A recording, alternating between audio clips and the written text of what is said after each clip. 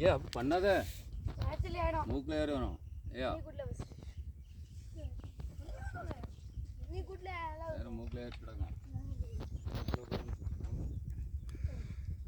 தோப்புவளம் இளங்காமுனி சாஸ்தா திருக்கோவிலிலிருந்து நேரடி பதிவு.